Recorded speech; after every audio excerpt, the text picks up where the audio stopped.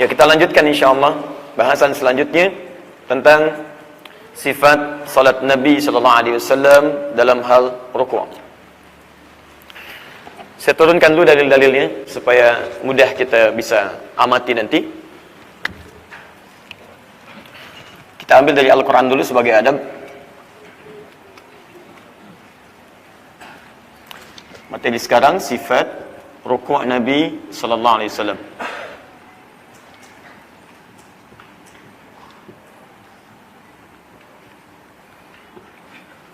Sifat ruku' Rasulullah sallallahu alaihi wasallam.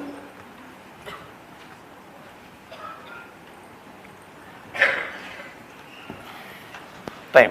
Satu kita ambil tentang ruku', kalimat ruku' pertama di Quran surah kedua Al-Baqarah ayat ke-43.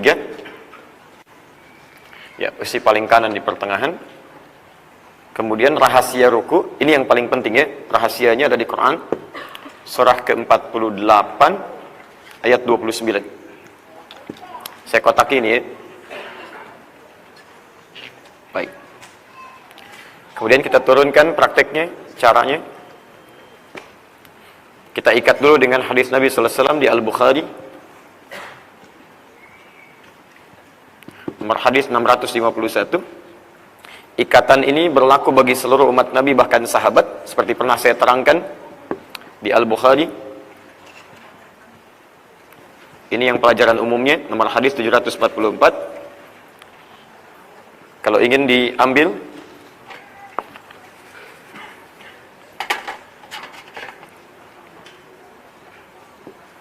di hadis Muslim, nomor hadis 397. Kisahnya bisa dilihat nanti misal di kitab Subulus Salam. Kalau terlampau panjang ini lihat di Subulus Salam karya Imam As-San'ani di jilid kedua halaman 31. Rawinya dua ini sahabat Abu Hurairah radhiyallahu taala anhu. Ini kisah terangkai yang sama saya urutkan. Kisahnya tentang Khalad bin Rafi Az-Zuraiki. Ini seringkali saya ulang. Langsung ke rukunya. Kita ambil riwayat Abu Daud. Saya sarankan Bapak Ibu bisa mengoleksi ini ya, kitabnya Sunan Abu Daud, karena di Sunan Abu Daud itu banyak sekali hadis-hadis yang terkait dengan tuntunan ibadah. Kalau sudah paham, kita kembalikan sekarang ke referensi kita yang pertama tadi, Abu Daud. Biasanya. Abu Daud itu masuk pada kategori kitab musnad atau mu'jam? Sunan. Sunan Abu Daud. Baik. Sunan Abu Daud. Saya turunkan nomor hadis. Kita ambil yang 863 dulu.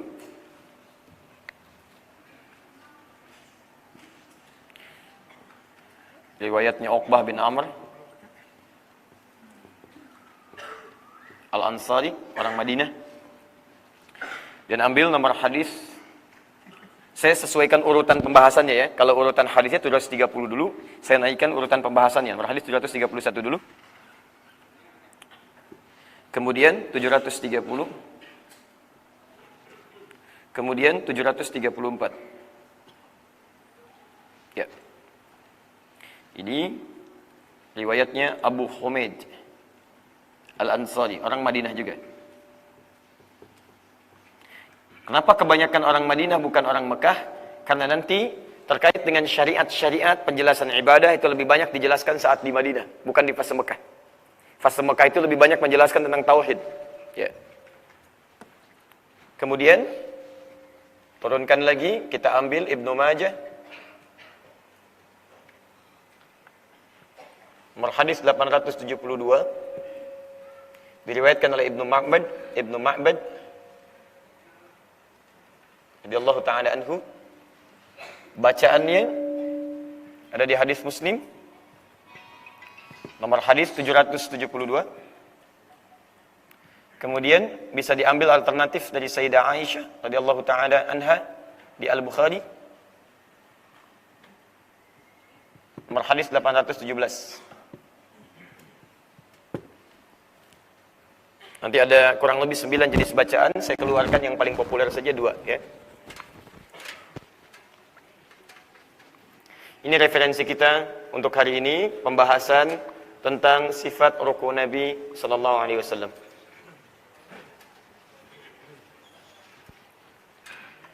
Baik, kita mulai. Quran surah kedua Al-Baqarah ayat 43. Kita baru memulai pembahasan inti kita. Saya harap kita bisa fokus dan saya insyaallah secara substansial kita fokus pada pembahasan kita. Bismillahirrahmanirrahim. Bapak Ibu sekalian, perihal ruku' dalam salat diisyaratkan di dalam Al-Quran sebagai bagian yang cukup penting dalam salat. Nanti ada beberapa bagian-bagian penting dalam praktek salat yang disebutkan namanya langsung dalam Al-Quran untuk memberikan kesan bahwa bagian ini ada sesuatu yang penting di dalamnya. Jangan sampai kita mengabaikannya saat menunaikannya. Nah, dalam kaidah bahasa Al-Quran atau lughatul Quran, jika ada dalam ibadah satu prosesi yang penting atau bagian rukun yang penting, maka ibadah itu akan dinamakan dengan nama rukunnya. Misal, salat ketika kita tunaikan, nama ibadahnya salat. Dari mulai takbir sampai dengan salam. Tapi Anda mesti ingat bahwa dalam Al-Quran, nama solat ini kadang disebut dengan nama rukunnya. Untuk menunjukkan bahwa dalam penamaan rukun itu, ada yang penting dalam rukun itu dalam solat yang jangan sampai kita abai mengerjakannya. Contoh, solat disebut juga dengan ruku. Quran surah kedua ayat ke-43. Perhatikan teman-teman, lihat kalimatnya.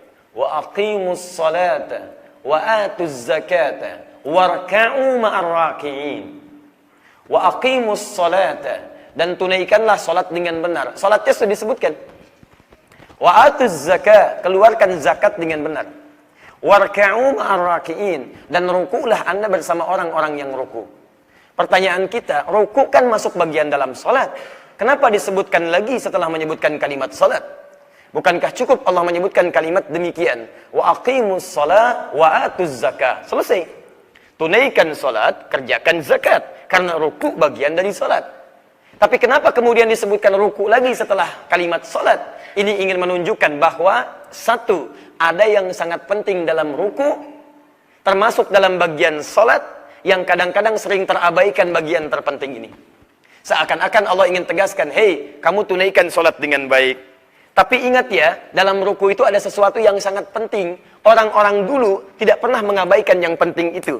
Saking inginnya mendapatkan yang penting itu sampai khusyuk dalam rukunya. Orang yang ruku disebut dengan raki'. Kalau banyak disebut dengan raki'un atau raki'in, maka kata Allah, warka'u, kalau kamu sholat, rukulah nanti kamu dalam sholat seperti orang-orang dulu pernah ruku dan khusyuk dalam rukunya. Paham? Nah, maksud saya, kalau dalam sholat nanti disebutkan satu rukun, ini menunjukkan ada yang penting di rukun itu. Ada rahasia di dalamnya. Jelas ya? Contoh kedua. Quran surah 17 ayat 78. Posisi paling kiri sebelah atas di besar.